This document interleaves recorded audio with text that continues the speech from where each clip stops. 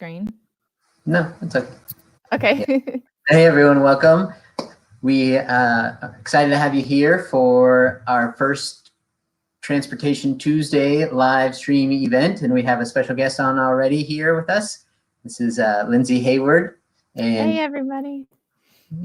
And we're going to be kicking off with a little presentation by Lindsey. And I just first wanted to welcome everyone and maybe throw out a little icebreaker question here before we really get rolling, see how many people we have on with us so far. So as you're coming on to the live stream, why don't you let us know where you're from, and maybe tell us the first time that you rode a PeaceHealth Rides bike. What was the first trip that you did on a PeaceHealth Rides bike? Throw those in the comment section, and we can we'll see them come up on our feed here. And I want to let people know that we're going to be doing these Transportation Tuesday events every Tuesday throughout May as part of May is Bike Month. And then we're going to be also doing some Friday Fun Day events here. And Lindsey, I'm going to bump you off for just a second here, okay? And then I'll bring you back on. Great. Sounds great. Yeah. All right. So we're going to, let's see here. There we go. So we're going to be doing these Transportation Tuesday events all throughout May, and we'll be live streaming events on Tuesdays and Fridays from 5:30 to 7. We've got a lot of different themes happening, and this coming Friday, we have a very special presentation of Motherload, the documentary film by Liz Canning that was crowdsourced and crowdfunded. And we have some great scenes from Eugene even in the film, and some different family bike stories, talking about critical mass and a lot of great things. And we're excited to be doing these shows and have a new way of interacting with our community here in Eugene and Springfield area to talk about what people are doing in these strange times. We know that we're redoing a lot of how we are interacting with our community with our normally fun-filled events in May, and doing them a little bit different this year. So this is a great experiment for us, and we're glad you're joining us. And we're excited to have folks coming on already and leaving comments for us. And in just a couple minutes, I'll bring Lindsey back on, and we'll get to hear a little bit about PeaceHealth Rides. And then after she gives a little presentation and some fun videos to share, we'll have a special guest on with us, and we'll also be sharing some trivia and do some Q&A after the show. So if you have any questions after her presentation, stay online. And let's see here. We've got Pete Knox joining us. Hey, Pete, good to have you with us. And Ophelia and Claire and folks tuning in from YouTube and Facebook, thanks for joining us. And now that we've got a few folks on already, and bring Lindsey back in here, and we'll have Lindsey give us a little intro to PeaceHealth Rides. Welcome back, Lindsey. All right. Oh, did I mute it? There we go. All right. There we go. Now I'm unmuted. Hello, everyone, and welcome to the show. This is really fun. Thank you to Shane and the City of Eugene for setting these up. Know that May is Bike Month is going to look a little bit differently this year, but it's really fun to be able to have opportunities like this to share a bit about the fun bike themed things happening in Eugene, and specifically tonight going to be talking all about bike share. So sounds like, Shane, should I go ahead and launch into the spiel? Yeah, why don't you do that, and we can give that, and then we'll come back for some Q&A and other fun stuff. Right. So I'll hand it over to you. Sounds good. All right, so I'm going to work on sharing my screen here. Shane and I did a little dry run yesterday, so hopefully this all goes off without a hitch. There we go. Okay, so I'm going to hand it over to you, and I'm going to disappear for a little bit, but I'll be there if you need me. All right, sounds good. Okay. So I'll just share a little bit more about my background. Again, my name is Lindsey Hayward, and I'm the General Manager of PeaceHealth Rides. I had the privilege to be able to start with PeaceHealth Rides almost 3 years ago, getting ready to launch the system, and then officially launching it 2 years ago last April. So It's been a really fun project. I've lived in Eugene for about 10 years, originally from Colorado Springs, and worked for a small nonprofit there called Kids on Bikes that worked all around incentive programs for getting kids on bikes and bike safety education, and then moved to Eugene to go to grad school at the U of O and worked at United Way a bit before that. So community engagement and the opportunity to get more people on bikes is something very near and dear to my heart. So it's really fun to be able to work for Bike Share here in Eugene. So I'm going to go ahead and go through some of these slides. This is just kind of the outline of the presentation. So I'm going to do a bit of a Bike Share kind of intro, go through some how-tos and pro tips, and then we're going to get to the fun part of trivia and prizes, have some really fun prizes to share with you, and then wrap up with a special guest, a surprise special guest that was really exciting to see in the green room right before this show. But and he'll be on in a bit, so stay tuned.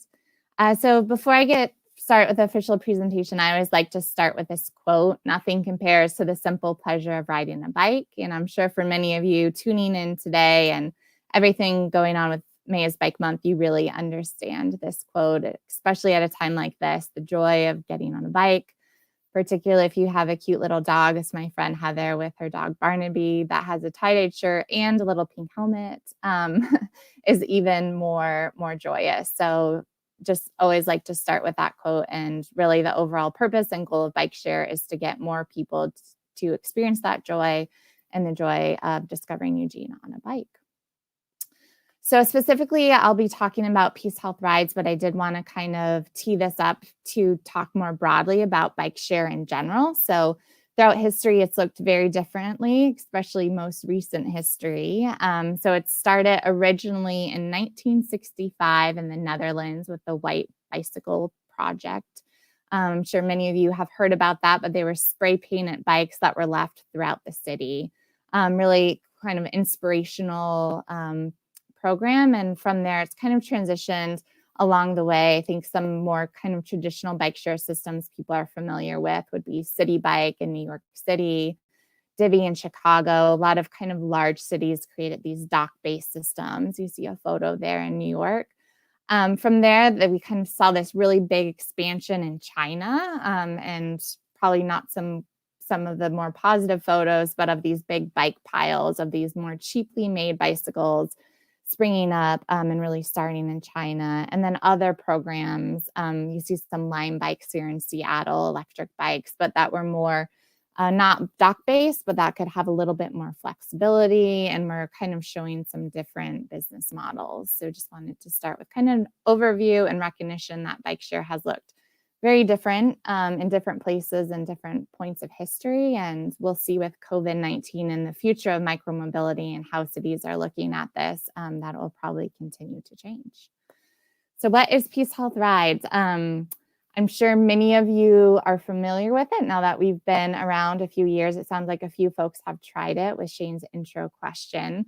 But really what Bike Share is and looks like in Eugene is a smart bike system. So it's an automated self-service bike rentals. So it's a form of active transportation that was really started and formed to provide short one-way trips, so point-to-point trips. Locally here, it's a partnership between the City of Eugene, Lane Transit District, the University of Oregon, and is sponsored by PeaceHealth as our title sponsor. So it's kind of looking at more of a traditional bike share model with partners in the community, but it does provide that smart bike system. So you can lock to one of our 40 stations across Eugene, or you can lock to any existing bike rack, which kind of provides a little bit more flexibility. Another key piece of bike share is that it's seen as a form of transit. So I think particularly now with what we've seen in COVID-19 is a lot of people are really relying on bike share as a form of active transportation, as well as a complement to transit to connect and expand to transit. So it's a little bit more intro. I'll get into further slides, but if you have anything that you're hoping to get out of this conversation, go ahead and feel free to plug those in the chat function, and Shane's going to kind of moderate the discussion, as well as if you have any questions as I'm going along. So Ideally, we're kind of all trying this online Zoom video call, but want to make it as engaging as possible. So if you have anything you want to put in the chat to ask me or to have a conversation about as we're going through this, please put those up. Or if there's anything specifically you're hoping to get out of this presentation, would love to see those as well. And then Shane will moderate and kind of throw those up as I go along. All right, so this is just kind of a list of some of the benefits of bike share. One being it's a relatively low cost for urban mobility. A lot of cities are looking to bike share and continuing to look at bike share as providing and improving public transportation. So bike share really helps to provide that first mile, last mile solution to connect to transit lines and really helping to get people on fixed lines where they need to go for that last kind of first or last connection. One other piece is it's a really great gateway to bicycling. So we hear stories all the time about University of Oregon students who haven't been on a bike since they were kids and got on bike share and were able to go downtown with their friends and really discover the city around them, to people who are older who go on date nights and again haven't been on bikes since they were young. We also get a message anytime someone chooses to unsubscribe from our plan, and it's really heartening all the time. Someone lists a reason is that they purchased their own bike, so they no longer needed a bike share membership, but they did purchase their own bike, and our staff loves when we see that, because really our goal is to get people exposed to bikes, get them loving it, and even better if they end up purchasing their own bike or using bike share in complement to their personal bike. One great benefit with PeaceHealth as our title sponsor is that there's a lot of focus on physical and mental health and just the improvement of overall well-being. I think particularly now with COVID-19, any opportunity you can safely social distance and follow kind of all the guidelines, but to go on a bike ride and be able to go on the streets that are a little quieter now, but really to improve your physical activity and health is a great option, as I'm sure all of you know and believe in biking. One great piece, and I have a stat here next, is it also increases local economic activity. So we see many times and talk to businesses that have bike share stations located outside of them, that it really helps increase their business. We also do an annual survey every year, and I'm always pleasantly really love seeing the data there that majority of people are going to local businesses that are by bike share stations because of the location of the bike share station gets them exposed to those businesses around them. And it's also a great way for visitors to explore. So if you want to go ahead and throw something in the chat about if you've tried bike share in another city and you enjoyed using it as a way to really explore, I think that's another way that many people come to find out about bike share, use it, try it.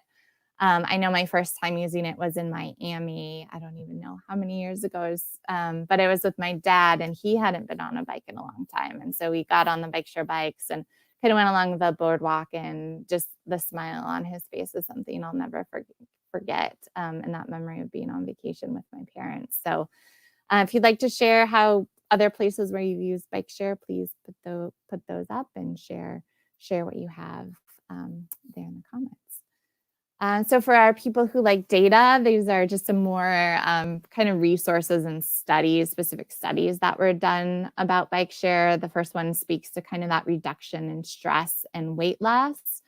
Also a lot of savings, particularly in larger cities, but people replacing personal car trips or personal travel, being able to utilize a bike share system can have a lot of personal savings. And the last stat I find really fascinating is in Minneapolis, bike share users spent an extra $1.25 per person per week at a local businesses because of trips taken on bike share. So some kind of different factors of why bike share is of benefit, and kind of fun to see those stats. So how does it work? So I'm sure we have some maybe people brand new to bike share that don't know much about it, as well as some regular users. So I'm going to show a really fun video that the city of Eugene put on and put together for you to go ahead and watch. If you're a regular user, you know all about bike share. One other fun thing you can do is look out for some cameos. So if you see anybody you recognize, go ahead and put those in the chat function. And it'll kind of be fun to see if you recognize any of your friends.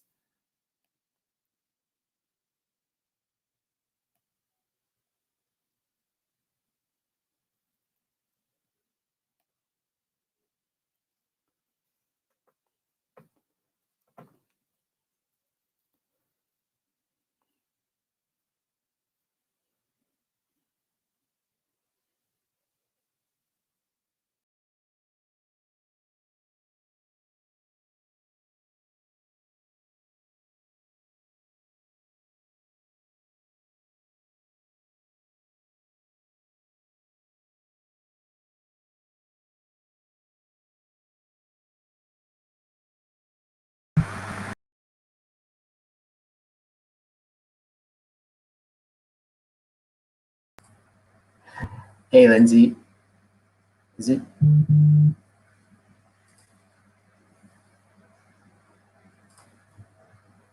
Just want to make sure that we have audio.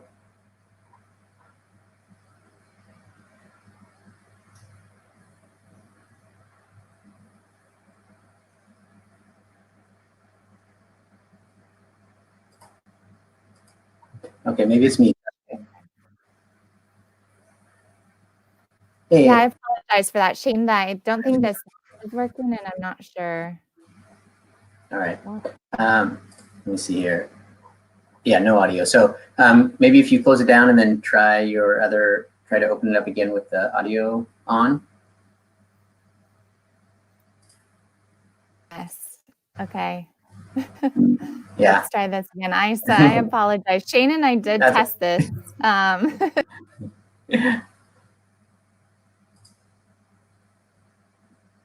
Oh, all right. Looks like we maybe lost Lindsey there for a little bit. So if we need to, I will pull up her presentation, but hopefully we'll get her back on here in just a second. There we go.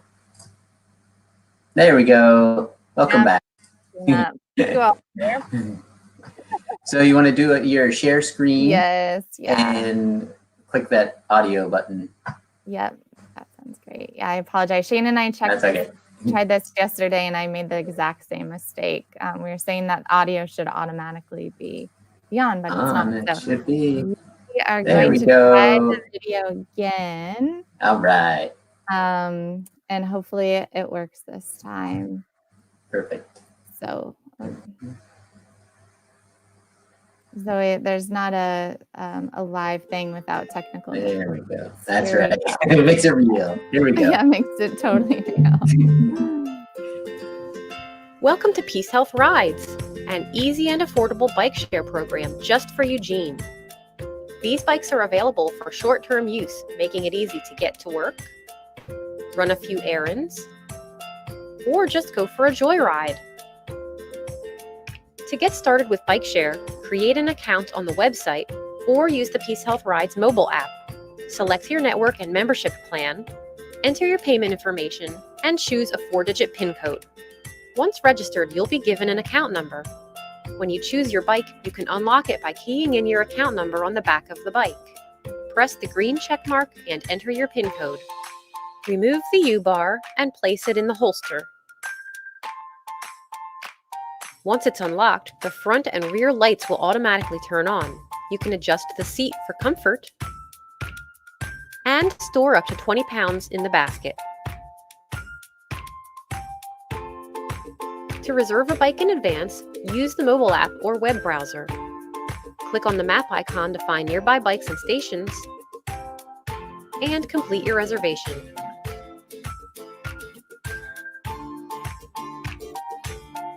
During your ride, you're able to see the duration, distance, and cost of your trip on the bike's display or on the mobile app. Each bike has real-time GPS, so you can see the exact route of your trip. Need to make a stop but don't want to end your reservation? Just press the hold button on the keypad and make sure the screen indicates that the bike is on hold. Then lock up to a bike rack. If you don't lock the bike properly, the screen will flash red and sound an alert. If that happens, just move the bike forward or back a little and push the U-bar in until it locks. Have an issue such as a flat tire? Simply press the repair button on the keypad, choose the issue, and lock the bike to a bike parking rack. Details will be sent to the operator letting them know you had a problem. The bike will be unavailable until the issue is resolved. When your ride is over, just return the bike to a nearby station dock and lock it.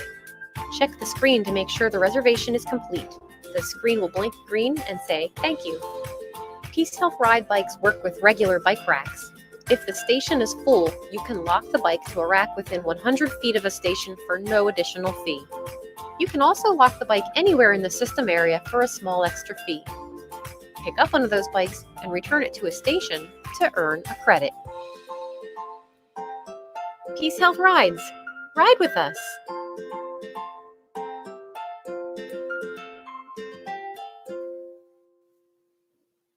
All right. So hopefully the sound worked okay on that. And again, I apologize and appreciate everyone's everyone's patience, but hopefully you were able to learn a bit of something new about bike share and how it works, or you enjoyed watching the video and some of the cameos. So if you didn't notice, I am the pianist in the beginning. We have some former slug queen. Shane makes an appearance. So it was really fun putting that video together. So hope you enjoyed. And we're getting some comments too. Yep, Tiffany Eckert was on the video. And I love her scene because she's just got her normal kind of business wear, her skirt on and her purse in the front basket. So there's some fun cameos and a cameo potentially later on in our show. So a little bit about the bike. I'm sure you all have seen these around. There's 300 of these beautiful ones, and they're all the same. So these bikes are one size fits all. We have an adjustable seat, so you can lower or raise the seat. It has that low step through frame. So as I said, you don't need any special clothes, or I ride mine in a dress all the time, or any special shoes. So they're really meant for everyone and every body type to use.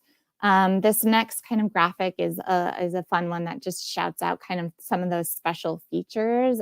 So they are solar powered. They have that U-lock and holster. So that's one thing we always want people to know, is that there is a holster for your lock. Don't put it in the basket, and is one people kind of forget or don't know about. So there's a pro tip. There is the fenders on the front and the back. So these bikes are available 24/7 in all weather conditions. And there's also automatic lights on the front and back of the bikes. They also have 8 gears. So another fact that some people don't know, to make sure that you have gears. So use them and have a little bit more enjoyable experience. Just some fun features about the bike. Again, the main thing to drive home is that they're meant for everyone, and you don't need any kind of like special knowledge. You don't have to worry about taking care of the bike.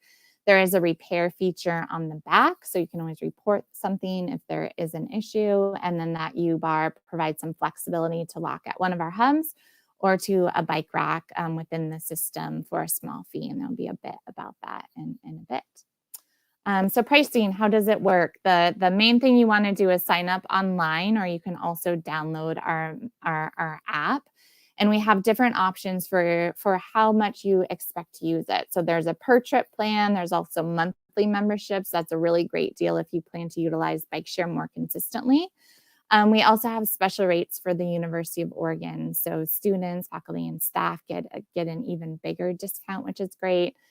We have a reduced fare plan. And so that is for folks who qualify for SNAP who have lower incomes. And you can contact our website, our customer service support at PeaceHealth Rides, or call our number, and they can help you get signed up for that plan. But it's only $20 a year, and you get an hour free time a day. So let your friends, family, other folks know about that plan as well. And for tuning in today, we have a special promo code. So we like to do different promo codes. This one is May Bike Month 20. And it'll give you a free $5 in ride credit. So you can take your first ride, you can sign up for a plan, or maybe you're already a member and you can take a friend for a ride with that extra credit. So our next video is a pro tip. I mentioned that you can either lock to a bike rack at one of our hubs or in other places throughout the community. So this is just kind of a fun video to talk about our beloved bicycle bounty hunters. So hopefully the sound works and goes off without a hitch here.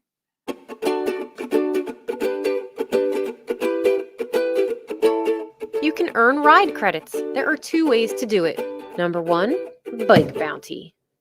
To be a bounty hunter, just open the PeaceHealth Rides app and look for the blue and white bike icons to find bikes that are locked outside of hubs. Unlock the bike using your account code.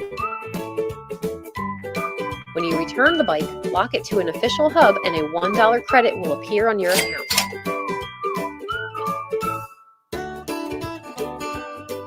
Number 2, priority hub. Uh-oh, this hub needs bikes. Check the app to find hubs marked with a star and earn $1 credit for parking there.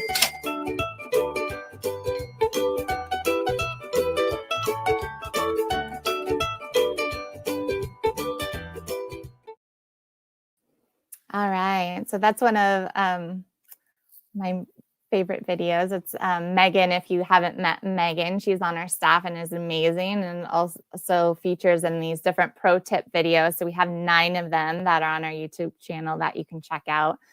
This one is, for some people, a little known fact that you can collect bounties or go to priority hubs, and many people actually pay for their memberships with this feature. Or as I mentioned, you can rent up to 6 bikes on one account. So a lot of people also pay for their friends or family to go on a ride with them using their free credits. There's also a little underground competition with bike bounty hunters in our community.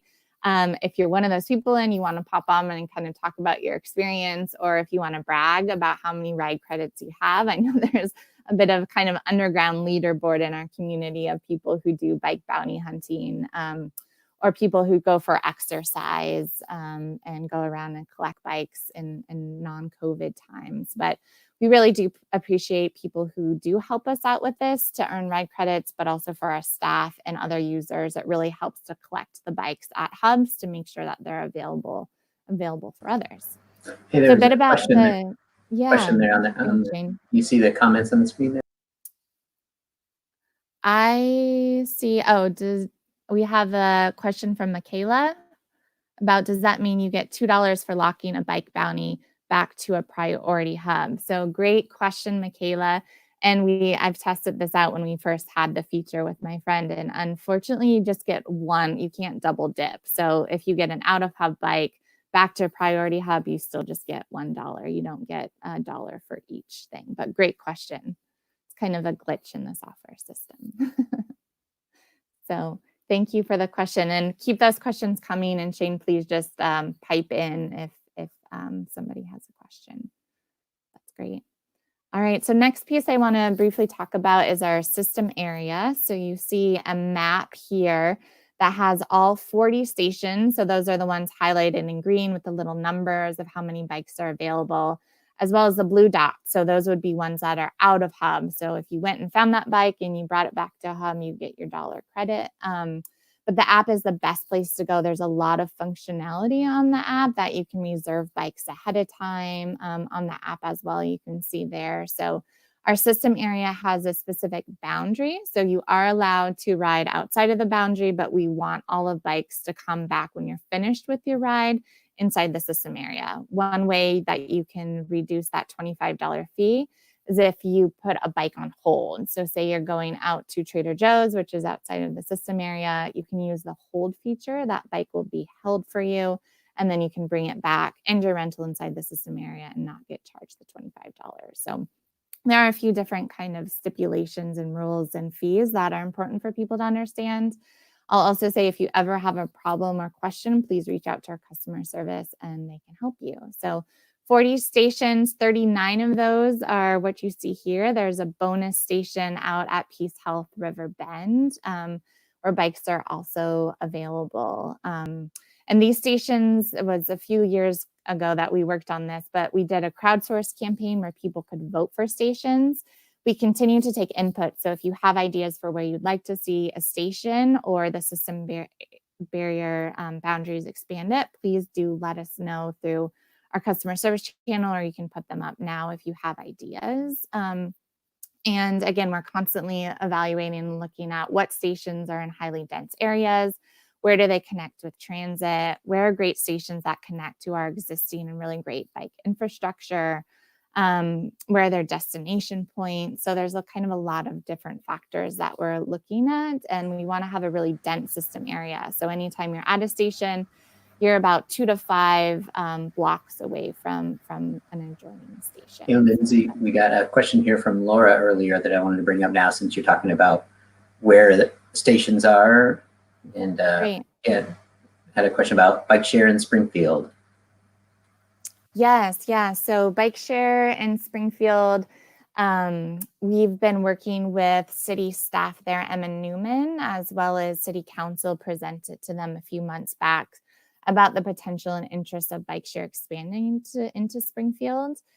So I've been working on kind of figuring that out. The one limitation that we are right now is all 300 bikes were purchased by the city of Eugene. And then we contract with the city to provide operations. So currently all of those bikes are allocated for Eugene, but any sort of further expansion, we'd hopefully be able to go into Springfield at some day. So thank you for the question and interest. We got one more from Richard asking us about when do we expect the system to expand south to 29th and Willamette areas? Yes, thank you, Richard. That is a hot spot. I would say that's our number one spot of interest. And we expanded just to 4, we added 4 stations last year around this time in April. And 29th and Willamette area has always been a strong interest. I think we've been kind of waiting to see how construction goes along Willamette and ensuring that there's infrastructure in place and not conflicting with the construction. But that's definitely, I'd say, that and Ducks Village are the 2 that we get requested the most. So we'll continue to kind of work on that and hopefully be able to expand at some point. We're also limited now in the number of bikes. So we have 300 bikes at this moment, with hopes potentially maybe in the future to add more vehicles. But the number of bikes kind of also limits how far we're able to expand the system boundary. But thank you for that question, Richard. Hopefully in the future we'll be able to do that. Was there any other question, Shane, that came through that Nope. I'm missing? I think that's good for now. Okay, good. We'll give one shout out here to Emma. She is yes. Yeah. Yeah, I appreciate Emma's advocacy and work in Springfield. She's great. So a little just kind of bit about behind the scenes. Our special guest can speak to this as well, but we have a really amazing team of bike advocates and dedicated enthusiasts who we joke all the time. We're all about getting more butts on bikes. So whole team of people who are bike mechanics that work on repairing all the bikes, inspecting them monthly, really making sure that we have high quality bikes out there available in the field. They also do something called rebalancing. So you see in this photo is our beloved trike, our burro, and it can hold 3 bikes. So we use that as well as a large sprinter van to move bikes around and ensure that there's always bikes available at hubs and stations doing what's called rebalancing. So I'll let our special guests speak a little bit more to their experience inside ops, but just wanted to, again, just give a shout out to our team. They're an amazing group of folks, and we're so thankful to have such a dedicated group of bike geeks behind the scenes. So a little bit about the data tools, and if you have questions about this, I think this is one really interesting part about the system is on the back of the bikes, have the little solar panel and what's called the controller or the brains of the bike. And in that brain, there's a GPS tracker that lets us know where the bikes are, and it collects some really cool data about how the bikes are being utilized. So this is a screenshot from just one of our busier days in the summer, beautiful month. But you can really see that people are utilizing the bikes to go all over the city. So there's a really high concentration in the system area, as well as along the riverbank path. But you also see people taking trips out and back within the service area, as well as all the way out into Springfield and some far-reaching places. I think this is a more unique day. We usually don't see that as broad of a stretch. But kind of fun to look at these data tools. We share these with the City of Eugene transportation planners and the University of Oregon. So when Shane's team is looking at new projects, they can look at the data of where these bikes are actually being utilized, where the common path, so 13th, for example, is a really dark line, and excited about the protected bikeway going in there. But all the data that's being collected is anonymized and protected, but also shared with planners to help inform decision making. This is just kind of a graph to show you the number of trips and members. So just over 21,000 people have signed up for an account and at least taken one trip on bike share. And the number of miles is all the way to the moon and back. So a really big numbers in terms of how the bikes are being utilized. I also pulled just the number of trips by year. So you can see in this graph each month. So it's definitely seasonal depending on what the weather looks like, as well as whether or not the U of O is in session or off for summer break. But it's pretty interesting to see that the year kind of tracked pretty similar from year 1 to year 2. This kind of goes to my previous point about trip distance. So bike share is primarily used for the short point-to-point trips. So our average distance is about a mile, but there's some variation depending on what type of payment plan people are on. And as you can expect, the U of O is a little shorter trips.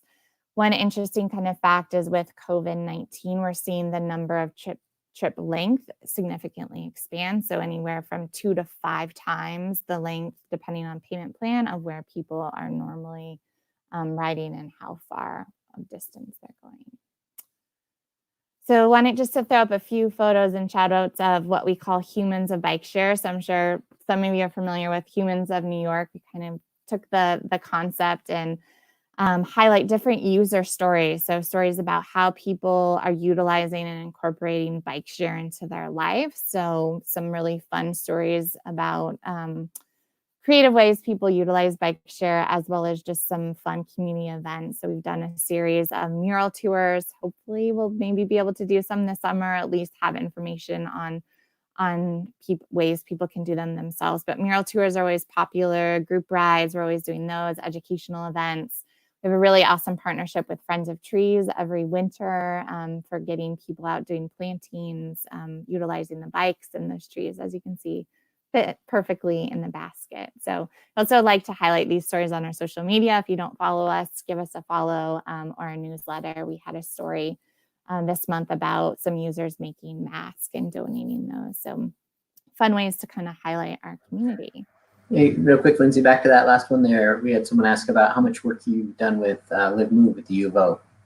Yeah, Live Move is a really strong partner and really appreciate the engagement of that student group. So we've done some, Matt Keeler, operations manager, did the Live Move speaker series earlier this fall. We did a Halloween ride this year. Kind of depends on the group of students and what they're interested in. But they've been a great group, and anytime they do kind of some special event or need access to the bikes, often we're able to do a promo code and kind of help get students access. So they're a really great partner of the system. And I think what makes Eugene so unique and the bike share system so special is all of those different community partners that come together to utilize the bikes, to advocate for them, and to support the system. Thanks for the question.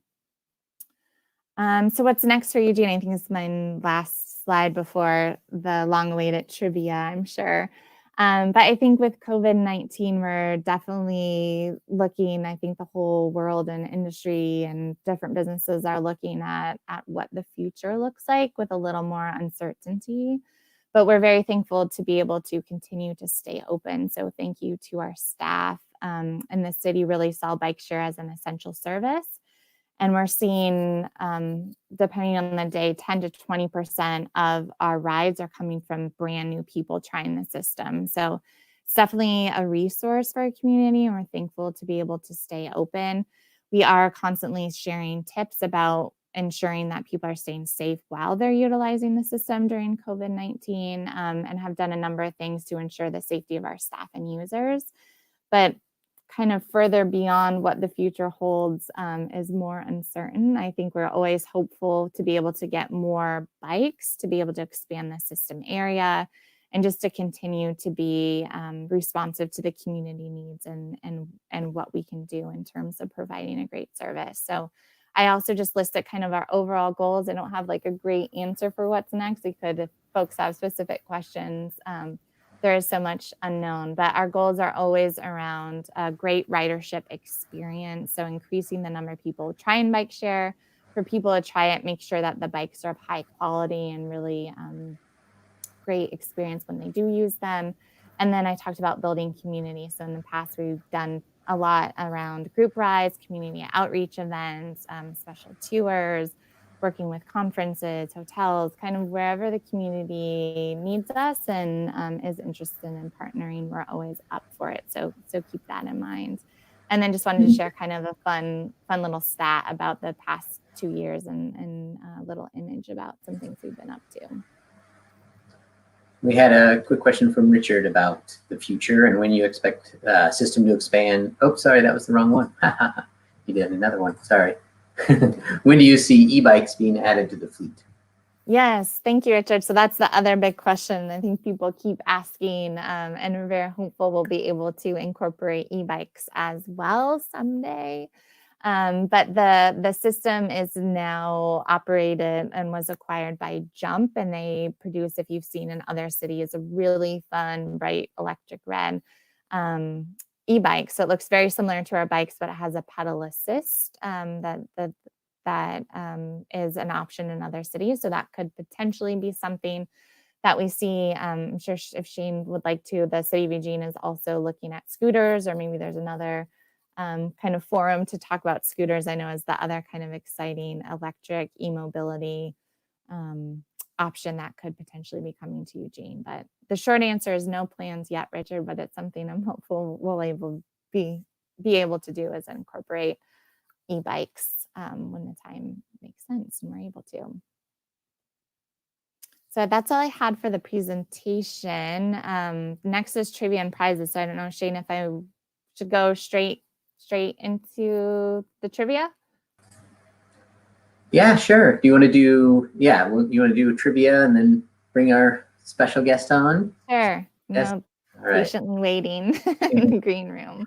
So I've got 5 questions, and hopefully these are kind of fun, unknown things you didn't know about bike share. But we have some really fun prizes. The tote bags you see here are fresh off the press. Threadbare just finished them today. And our staff member, Megan, that I spoke about, she actually hand drew these and designed them. So they're really fun tote bags that you can put in the basket. And then we also have a $5 gift card to the Lane County Farmers Market, which continues to be open to get you some fresh produce. So if you win a prize, we'll probably just go ahead and get your address later on and mail you the prizes. So yeah, and we do have about a 5-second lag, so get those comments in pretty fast and we'll try and get to them. Go ahead, Lindsey, sorry. Perfect. Yeah, great. So the first question, I feel like there should be a drum roll or something. Right. I'll read this. Is what do you do when you see someone else on a PeaceHealth Rides bike?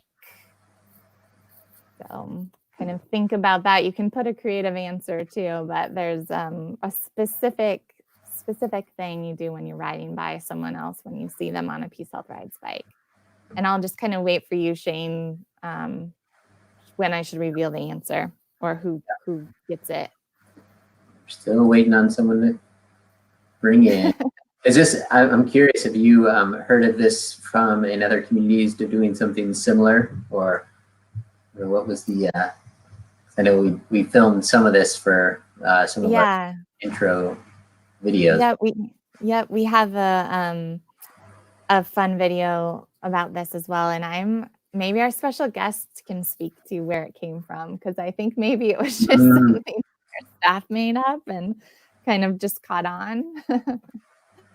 There we go. It's kind of like a secret handshake.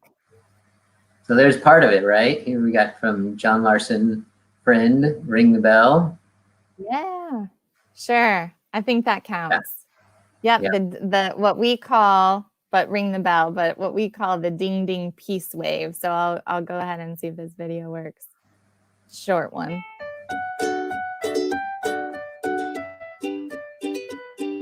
What do you do when you see someone else on a PeaceHealth Rides bike? Just ring, nod, and casually lift 2 fingers from the handlebar. Hashtag peace wave. Oh, yeah.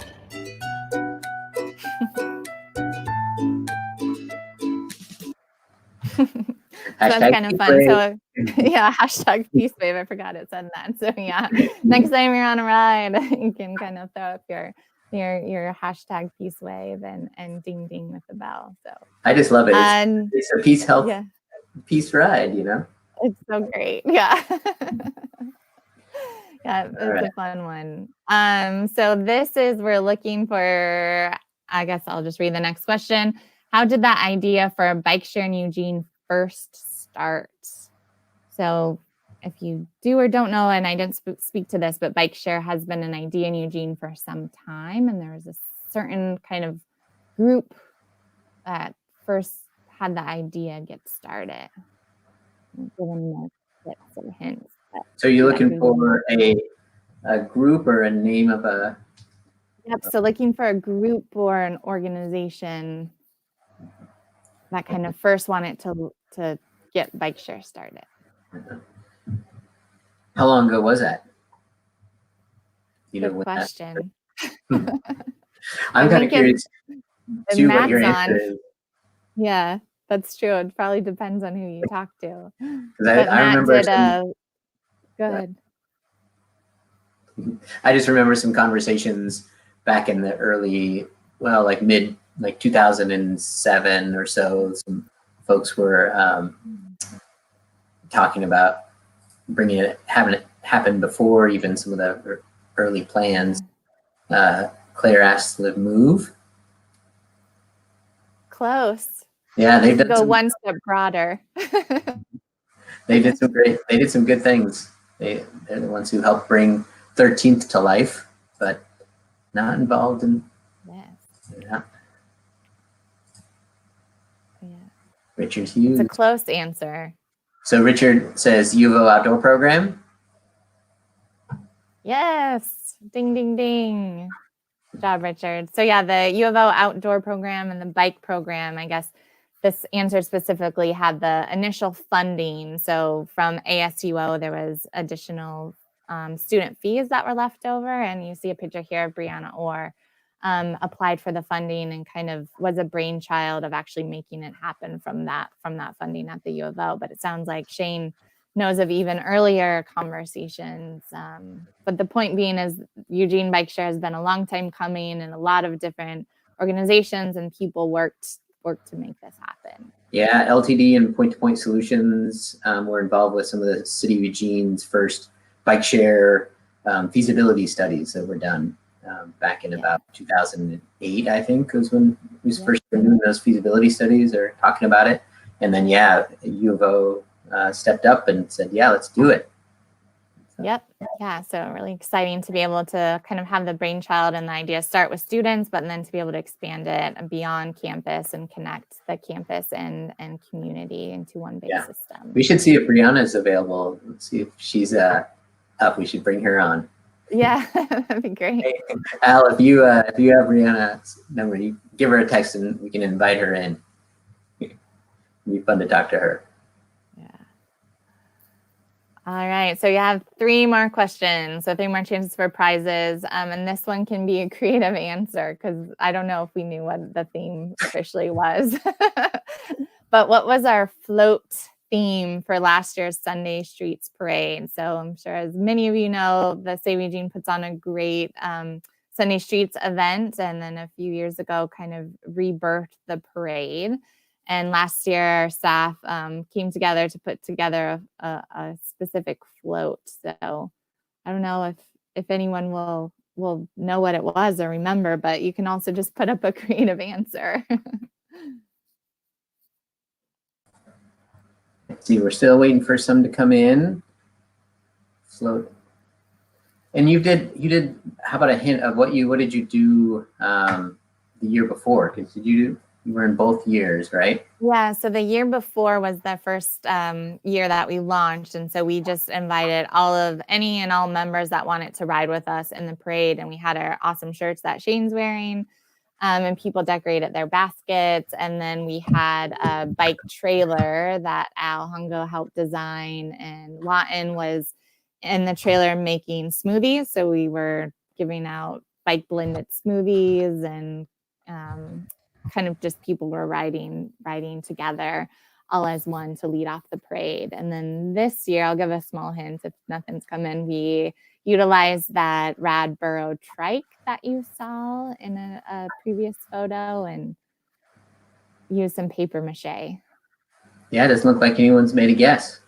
Okay. Yeah, well, we got one guess from Laura and another from Debbie. It says bike parade, and it was in the bike parade, and then biking for all by Laura. Oh, nice. I think both of those could win prizes because it's in the theme. But but more so just wanted to share this funny photo. I don't know if you could really tell, but it was intergalactic space cowboys. So we did a paper mache horse that, if you can see Matt, who's our ops manager there, with a rope, and kind of thinking the theme of cowboys, because a lot of our staff when we're rebalancing is we're like roping up those bikes and bringing them on the burro as we rebalancing and collect them across the city. So that was the theme. But thank you for those two guesses. We'll give you both prizes for participating. And again, this one could be guesses, but how many repairs did our fleet team fix last year? So feel free to plug your guess and we'll kind of see what people come up with. But you, again, and this includes flats or... Yep, anything that a user reported. So on the back of the controllers, there's a little feature where people can plug in any issue that they have with the bike. So a flat tire, the gears don't work, it's making a funny noise, bell's broken, kind of anything that you see. And then our fleet and there are 300 bikes rolling for 365 days a year. Yeah. I don't even know this one. Let's see. No answers, no guesses yet. Let's see. All right. Oh, 1,500. Claire Roth says 1,500. And Grace says 666. Yeah. So I'll say much, much higher. So even higher than Claire's. Yeah. Yes. So Seth is a little low still at 1,000. Anyone want to venture a higher guess? 2 more guesses and the closest one gets it. There you go. Laura says 100, but I think that might have been from earlier. So far, let's see if we can get one more in. Richard said 900. So far, Claire is the closest. With Claire's the closest. Yeah. Let's see. I think she might have got it, unless anyone comes in. All right. Grace says 6,000. There we go, Grace. If you almost double Grace's, over 11,000 bike repairs, which is pretty amazing. 11,000. Our small staff of 5 folks, bike mechanics out there in the field, fixing tickets and repairing bikes. So over 11,000 bike repairs in 1 year. That's pretty amazing. Shout out to our staff. And there's a picture of Brian, one of our teammates. All right, last question. How many bikes ended up in the river? Again, another guessing to see what people think. Yeah, I see our guest in the. We do have some fun surprise guests lined up in the green room, so this is going to be fun. I think I see some of them flashing their hand signs of how many bikes they think have ended up in the river. Let's see. Any comments from the crew here? Let's see. And I think this question. Okay. Looks like Debbie guesses 5. And Richard guesses 45. Ooh, yeah. Well, Debbie is the closest, so we'll call her the winner. But it's just been 1, so I think that's always a concern, or was a concern before we launched, is that people are going to just chuck these bikes into the river, or other cities have had this issue. And I think part of it is due to the functionality of the bikes and the locking system and the hubs. It's difficult to do, but also just how much the community really cares about the bike share system, and our staff really cares about them. So this is a surprise. Gorilla went in and retrieved the bike, but we've only had 1 that ended up in the river, and hopefully, knock on wood, no more. So thanks for playing along. So next, to introduce our special guest, or Shane, I don't know if there's other special guests. Or if you we'll bring Alan here first. I'm gonna Cheers. Hey there. Cheers. Thanks for having me on. My name is Al Hongo. I'm the actually former ops manager for PeaceHealth Rides. Very gracious to have handed off that position to Matt Keeler, who's done just a phenomenal job since I left. I was actually going over sort of my background and thinking, wow, I've like been a part of like really cool things just as they were getting started, and then found some really dumb reason to leave at like the right when things were just getting really smooth and awesome. So You got prime timing now. Sorry? You got great timing. Right. So yeah, quick like 30-second background. Unlike so many Eugenians, I'm actually a native. I didn't really start riding for transportation until my early 20s. I wound up actually working at the Center for Appropriate Transport. The UO Bike program actually in their very early like recycled long-term loaner fleet. Local bike shops, the Cascading Career Collective, shout out to them. And then, yeah, had the great honor of helping launch PeaceHealth Rides in 2018. And, before this call, I was trying to think of, what maybe the highlight of my relatively short career with PeaceHealth Rides would have been.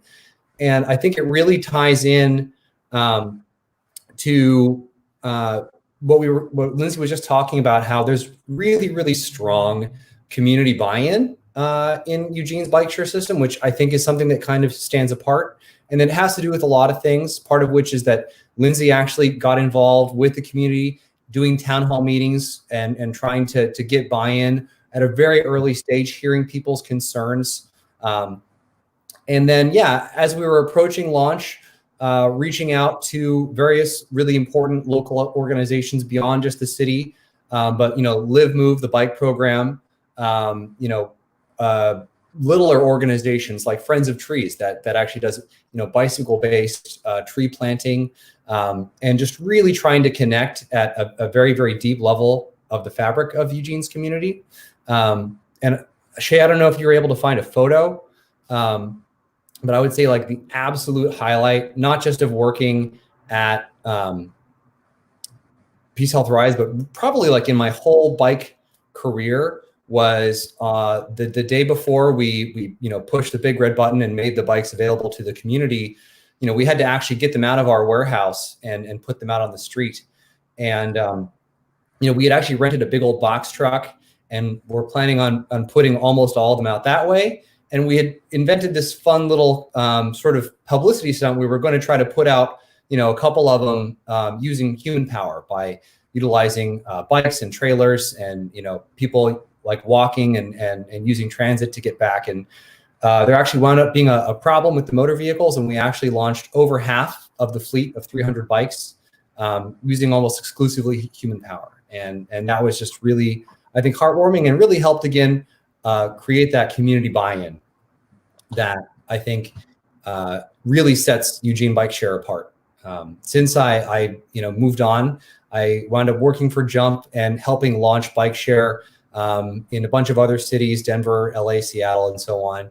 And you would not believe how much more vandalism and losses bike share systems see in other places.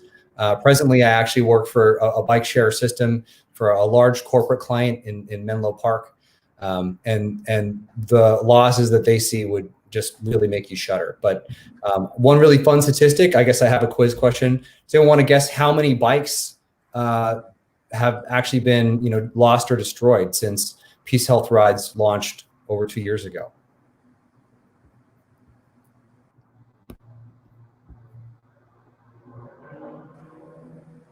Let's see. So what was the question again, Al? How many bikes from the original fleet that we received have been lost or destroyed?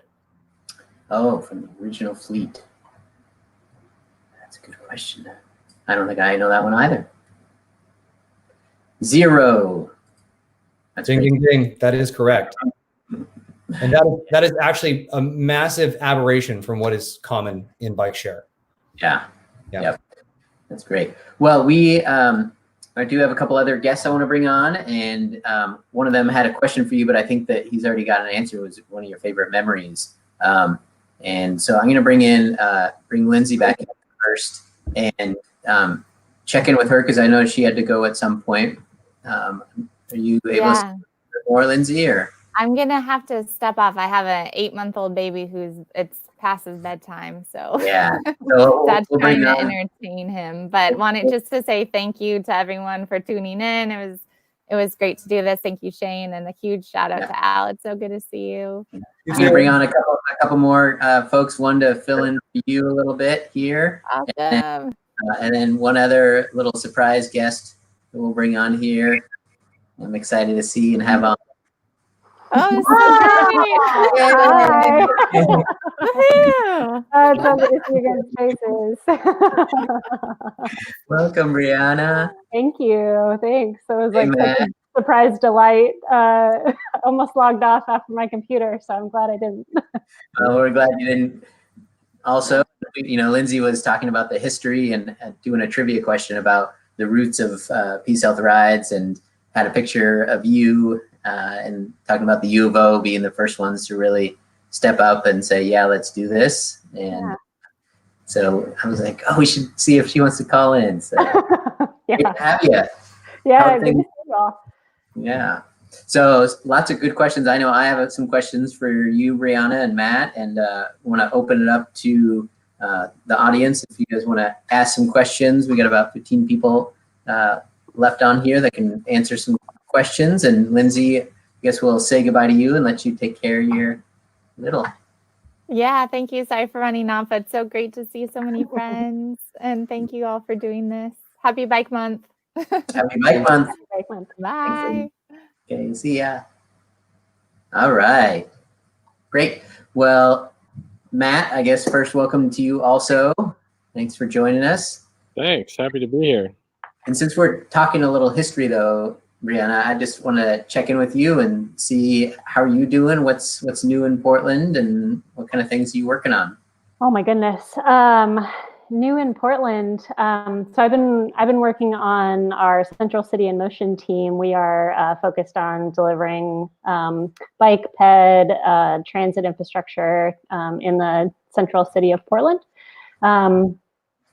So that's my kind of personal workhouse, and we're approaching construction season, which is exciting. So getting ready to get some protected bike lanes in this summer, which would be very fun.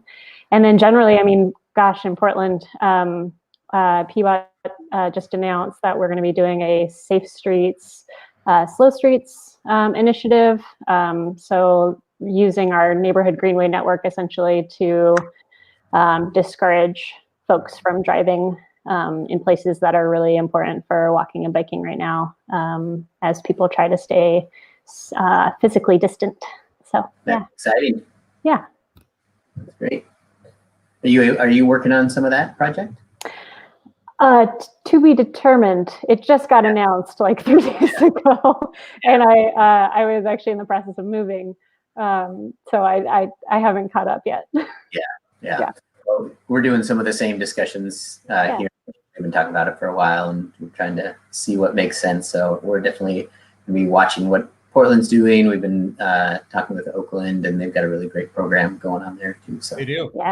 Yeah, and I think for bike share, it's going to be a really great thing too, because it just provides more streets that people can feel comfortable on because they're a little bit more traffic calmed. So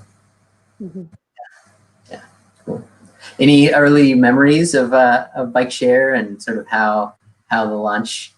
I mean, the early memories of these fine folks. I was really involved in the kind of ideation and funding stage of things. And so, remember lots of conversations in the community and with partners,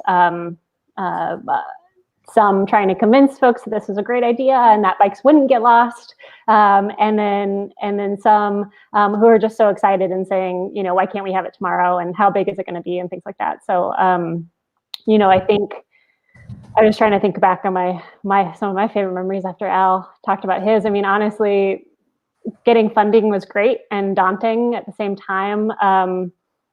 I think probably one of the lows of my career so far was when we kind of got stuck at the U of O in our procurement process. Having worked on it for, I don't know, 6 to 9 months after getting funding, and we couldn't go forward. And but it turned into such a blessing, because then that funding was able to be used for the greater community as seed funding for the overall bike share. And so my favorite memory is still seeing it launch, even though I had nothing to do with putting, like, from the greater scheme of things, operationally putting the bikes together. I did none of that. I just showed up on the day of launch, saw all these beautiful faces, everybody that had been involved from start to finish in one way or another. And still my favorite memory. Yeah, it was great. Yeah, and you were definitely, planting that seed and, fostering it, and that was a really important part. So thanks for doing that. Yeah. So, all right. Well, let's see. Since we don't have any other questions coming in, I'm gonna go on over to my questions here and see what we have. Except Matt, I guess I'll ask you first off. Do you have any operational pieces you want to talk about? You want to share about sort of how the system's going now? I'd love to hear about how sort of COVID's affected, your numbers and sort of people's use. Lindsey mentioned that people are riding farther distances, but numbers are down. What other kind of things are you seeing on bike share? Yeah, good question, Shane. And I'll say sorry in advance if my internet cuts out. I've been having some issues, so feel free to just shut me off. But it's been really interesting to see the effects of coronavirus on our operations. And I think one of the positive things we've seen that Lindsey mentioned is people are taking longer rides. And personally, I attribute that to either people that are needing to travel further distances to get to work because maybe they don't have the same access to public transportation that they did before the pandemic, or one thing that I'm seeing a lot of is just people taking really long rides on the bike path because I think it's generally a safe way to get exercise. And I know for me, bike rides have been a huge positive in my life recently, and really just helping with my mental health. So ridership is definitely down, and I think in some ways that's good because it means people are going out less for non-essential things. But it's been really cool to see kind of how it's changed, and we're just trying to adapt and keep providing the service that we believe in providing to the community. Yeah, we got a question from Grace here about what happens to PeaceHealth Rides if Uber doesn't continue to support bike share systems due to COVID and economic challenges. Is there a way the system could live on? Great question. Great question. Great. Yeah, that's some advanced knowledge there of bike sharing, Eugene. I guess my most optimistic version of that potential future would be that the community continues to support and value bike share, and as a community we find a way to keep it continuing forward, because that's how we got to where we are today, and I don't see that changing in a potential future like that. Yeah. Looks like Al wants to add something. Yeah, that's good because I was going to ask him. What do you think, Al? One important difference between Eugene's bike share system and the systems that Uber operates in other cities is that, again, Eugene actually owns the bikes. And actually, one thing that might be, a bit of a trade secret for me to share is that Eugene is actually one of the cities that actually recoups almost all, if not more, than its operating costs via its sponsorship with PeaceHealth, as well as help from the University of Oregon and the city itself. Whereas the jump operations that we see in other cities are a lot further from profitability, shall I say. Yeah, I think Grace's question really gets to the idea that, the jump model and Uber model and a lot of the micromobility share models really haven't proven themselves out yet. It really hasn't, they've been propped up with venture capital and a lot of other different funding sources that so far hasn't really proven itself out, except for the systems that are sponsored systems and sort of the classic bike share systems. And we really formulated our system off of those classic systems. And I'm really glad that we did. I think if we would have started, a year or so later, we probably would have ended up with the current model of other cities. And I'm really glad that we didn't. And then we got in early and got the system that we do, because the city owns the bikes and we're not going to let it fail. It's been successful. The only thing that would change that is if the company that is operating our system had to, fall apart. And I think that we would figure something out with getting something else in there to support that. Brianna, you have any perspective from sort of because Portland doesn't have a similar system, right? Okay. So interestingly enough, we have old Soviet equipment, but not that same model where, and the city owns the bikes, but we contract out operations actually to motivate now Lyft. Right. And we have a title sponsor, Nike. And so yeah, but we'll see. I mean, we announced an expansion a few months ago that was going to take place this year. And honestly, I'm not a part of the bike share program anymore, so I don't know the current details about it. But I know that it's something that is being worked on to ensure that bike shares, not just bike share, but also getting electrification in Portland is something that is we're really excited about and interested in. But yeah, I mean, it's wow, what a shift.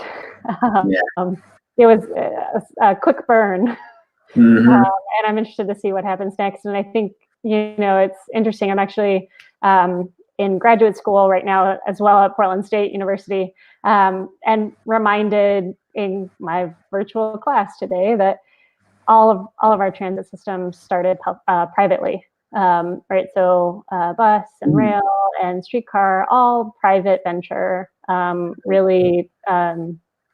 And really never made money on their own. So this is, I was kind of reflecting on that today and just thinking about this is also that cycle of private capital, kind of drying up or not being able to withstand it, and public coming in and hopefully saying, yeah, this is something that we value. It's something we care about, something that we want to see keep going. So hopefully some version of public and or public-private systems will continue. Yeah, and I think the current pandemic is really going to shake things up and speed along any of that process that was already starting to happen. So that's going to be really interesting to see, how it all shakes out.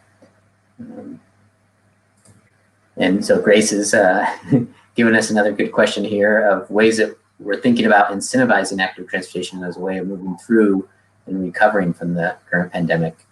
I think that you talked a little bit about the slow streets, safe streets piece that Portland is doing, and I think that it's a real big question of like what are different cities doing, but I think specifically about ways that bike share, like how does bike share come out of this? Because you've got, I think transit is going to take a big hit, as we come out of this, and I'm curious, sort of, what do you think about other active transportation modes? Like what are the potentials for active transportation in this post-pandemic time? I'll go first. So again, I operate a bike share system for a large corporate client in Menlo Park, and it actually has a working population of about 30,000 staff. And so in many ways, it operates like a very small city. And so it actually has its own system of trams that operate, intercampus between, clusters of buildings. And they're expecting a massive drop in usage for that system because it doesn't really very well allow for social spacing. And the next best thing to walking or having your own bicycle is, of course, bike share. And we expect to see a really big uptick in usage when the campus goes back live at some point in the future. I think this whole scenario, there have been some interesting silver linings in that folks are thinking about, what is really essential. And the term sustainability has taken a different color away from just sort of being green and more just about really the true definition of something that can continue to support itself. And active transportation, is something that really gives people a lot of independence and agency. And moving forward into these trying times, I think that walking and biking are really going to prove themselves as mode choices that people can really rely on in a lot more scenarios than some of the other options that we used to be, comfortable having. Yeah, I'm really interested. There was an article by Carlton Reed in Forbes yesterday or today about the last bike boom and sort of in the 70s and sort of how that spike in biking really just plummeted again after the oil embargoes ended, and people had this whole vision of great things happening with cycling, but there are a lot of factors that led to why that didn't happen.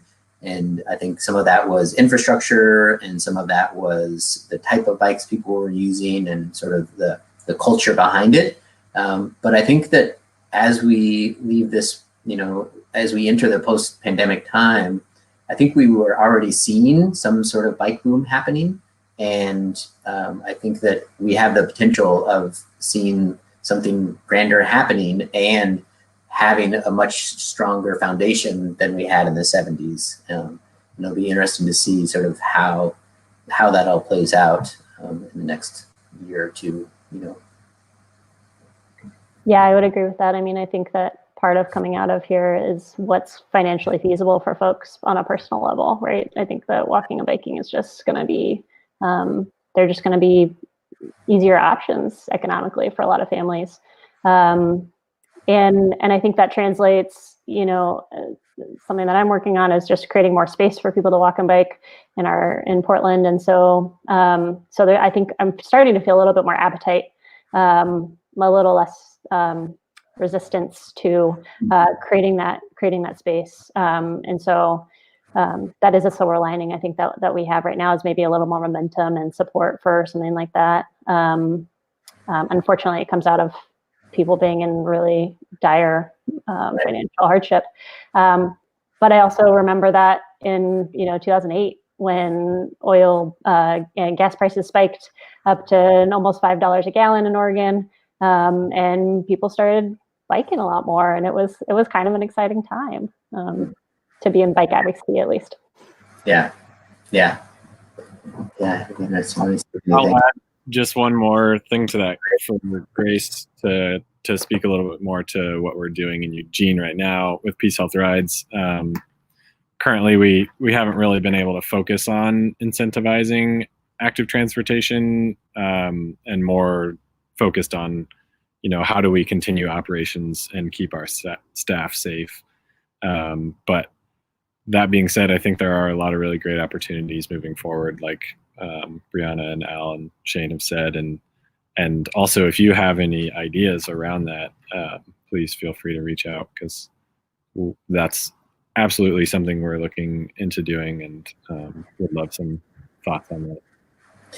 Yeah, I think two things for me are thinking about the work from home change and just the amount of trip generation that's going to change. And so like the number of, people that are out on the road doing trips is going to be reduced, because I feel like there's just, so much more work from home is going to happen now, because there was always this fear of what it meant. And with so many people forced into it, I think that, not everyone's going to work from home all the time, but I think that, the number of people who could and will do 1 or 2 days at home is going to have some effect. I think people are going to go out and potentially, buy and do errands in a different way than they did before. And so I just feel like the number of trips generated and therefore the number of cars on the road is probably going to be reduced. So that's going to affect how safe it feels to be out there, and then also how we utilize our streets. I mean, when we talk about removing a lane or doing some change in the infrastructure, there's often some sort of fear of what that's going to do to impact traffic. But if we have numbers are down, it's a much easier conversation to have about how we utilize that public space. So I think there's that potential.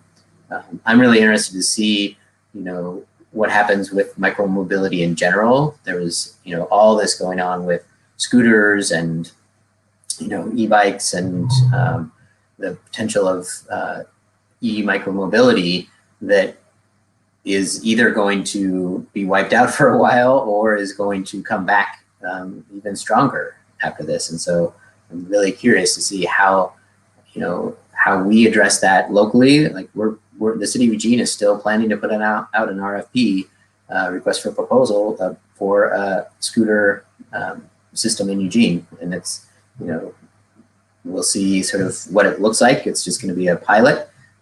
But as more people start to experiment with that and maybe move away from transit or get more comfortable with transit again, I think it's going to be a very interesting time to see how we look at what can we do as a city to incentivize that active transportation. Because I know that we can build our streets in different ways, but even if we build them in different ways, what do we need to do to really encourage the use of those active transportation modes? It'll be an interesting time. So it looks like we've got about 5-10 more minutes left here on the stream. And I don't have any more questions coming in from the audience. If anyone has any questions, or we'll just have our own little conversation here in the last couple of minutes. I think it's great to have you on, Al and Brianna and Matt, and especially, having Al and Brianna the sort of early years is exciting. So thanks for being here. I love that we can be considered early years already. Like history. I'm like, oh, cool. I was going to do 20 years. Yeah. I have a quick question if I can interject. Yeah, go for it, man. I was curious to know, Brianna and Al, what is your very earliest memory of bike share in Eugene? Like, I'm sure that looks like different things for both of you, but bike share like PeaceHealth Rides generation, or bike share like bike program, bike loan program? Good question. I was thinking more PeaceHealth Rides realm, but man, I think I feel like my first memory, and this might make you laugh, hopefully it does. I just remember sitting down with Dan Geiger. So Dan Geiger, the former outdoor program coordinator, manager, director, sorry, titles, and used to manage the UO bike program as well. I just remember sitting down with him and talking about this idea, and he was just like, yeah, let's do it.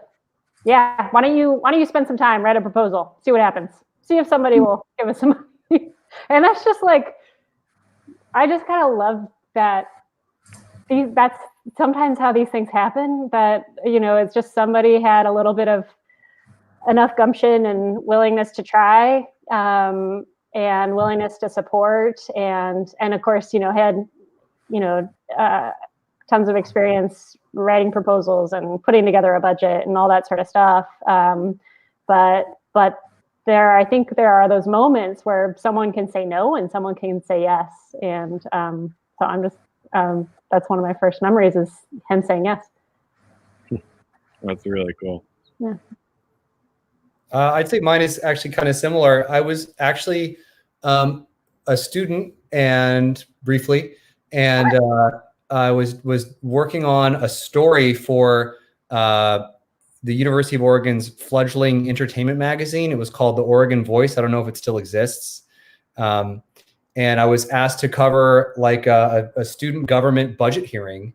And I actually got to see Brianna and Dan make the pitch. And they had a little cardboard, like science fair diorama instead of us, because it was whatever year, I don't know, 2012. And yeah, there. I don't remember that. Thing. It was literally like corrugated cardboard with stuff like printed out and glued onto it.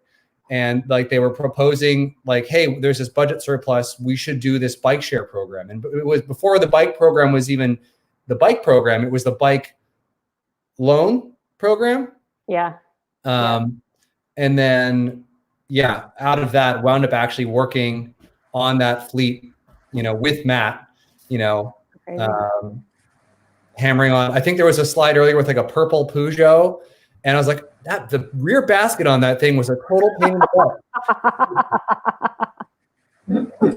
I remember that bike too. Yeah.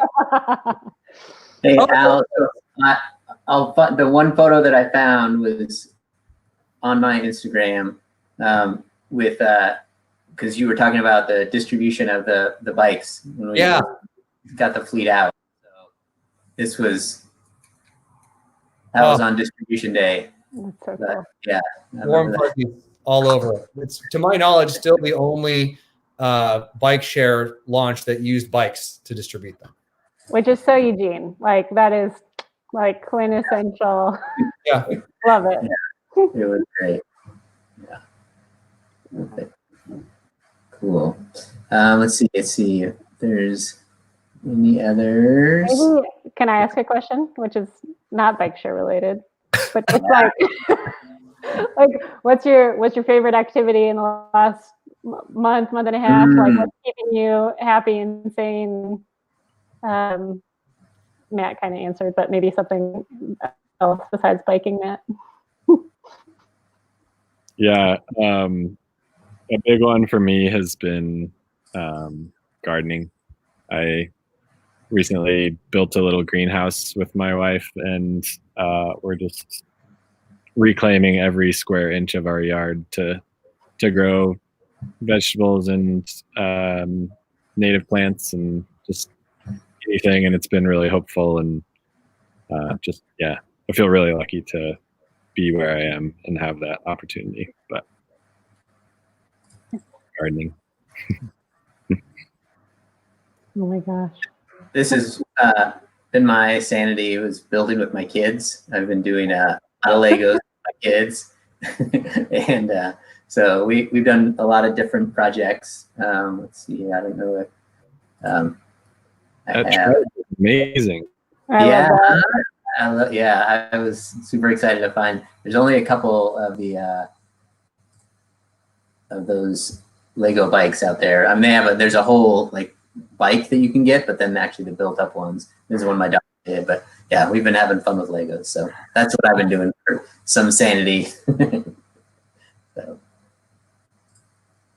I'm gonna kind of break the rules. It's the bike thing for me. That I've kind of worked my way like theoretically up from being a bike mechanic to like a sort of a transportation manager person, and it's been good for me in terms of like, I don't know, growing up as an adult and being able to like have a house. But whatever. Honestly, the best thing that's happened is I've sort of turned into my neighborhood bike mechanic. So like my roommates and their like friends and so like we figured out a way to like obviously clean the bikes, but I've been doing a lot of backyard bike repair, which has just been like my favorite thing. Yeah, that and actually watching tragic, dark, post-apocalyptic cinema actually with Matt via Zoom. Oh, I'm gonna have to get in on this. What about you, Brianna? What have you been doing? God, I honestly, what's keeping me sane is going out for runs, trail runs, which is not unfraught with the challenges of like trying to go at times that there aren't people out or as many people out, or trying to pick a place that folks don't always go to. But yeah, that's been my happy time, and with my running buddy, also Eugene, outdoor program person, Ariel Coleman. So love.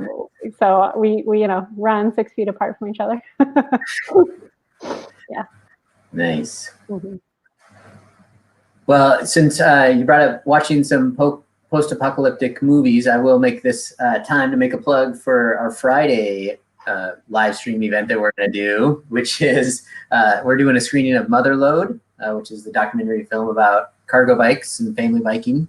And so every Tuesday and Friday, we're doing a transportation talk. And this Friday is going to be a special one with Liz Canning, who's the director of Motherload. And so we're going to have do a showing of the movie and then do a little Q&A afterwards. And then on Tuesday, we're going to do a family bike talk with a couple family bikers and give people some tips and tricks and see how this thing keeps going. I do want to say, let's see, we got a couple comments I'll throw up. Someone else with some memory of their time with PeaceHealth Rides was the scavenger hunt. That was a fun one. I think that was Live Move that helped you guys with that. Is that right, Matt? Live Move and our Allen Hall PR group also helped with that. Some other students. Great. Excellent. Well, we are at 7. I just wanted to thank everyone who joined us, and especially thanks to Al and to Matt and Brianna for calling to join us for our chat today about bike share in Eugene. Yeah. Thanks so much for the invite. It was so fun. Yeah, great to see you. Great to see everyone. Yeah, look forward to coming to visit again. Yeah, come visit and let's all go for a ride. Yeah. Cool. All right. Awesome. Good to see you all. See ya. Thanks. See ya. All right. Great. Well, thanks everyone again for joining us. I'm going to send this off here. Remind everyone that on Friday, we're going to be doing a screening of Motherload. So join us on Friday on our Facebook channel or YouTube, and we'll do a special May is Bike Month Transportation Tuesday and Friday Fun Time events. Stay tuned. Hopefully we'll have an even cleaner show. I'm excited to do this and encourage you to invite other people and get some more audience participation. And thanks again for joining us.